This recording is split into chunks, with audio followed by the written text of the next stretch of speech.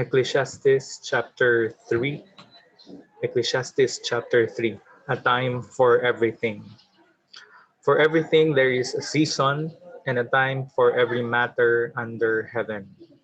A time to be born and a time to die, a time to plant and a time to pluck up what is planted, a time to kill and a time to heal, a time to break down and a time to build up, a time to weep and a time to laugh, a time to mourn and a time to dance, a time to cast away stones and a time to gather stones together, a time to embrace and a time to refrain from embracing, a time to seek and a time to lose, a time to keep and a time to cast away, a time to tear and a time to soothe, a time to keep silence and a time to speak, a time to love and a time to hate, a time for war and a time for peace.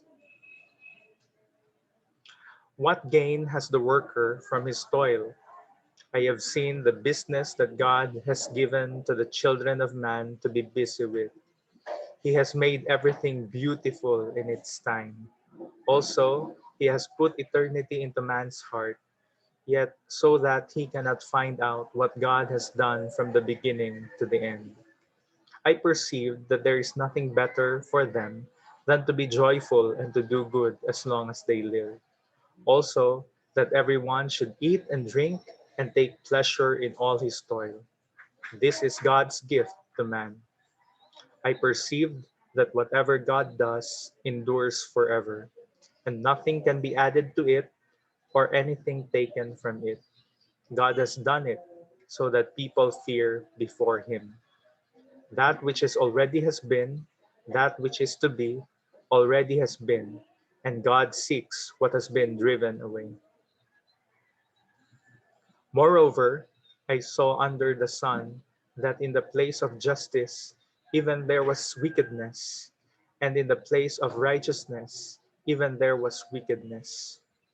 I said in my heart, God will judge the righteous and the wicked, for there is a time for every matter and for every work.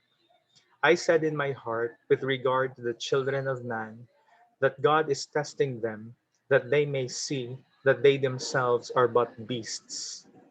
For what happens to the children of man and what happens to the beasts is the same. As one dies, so dies the other.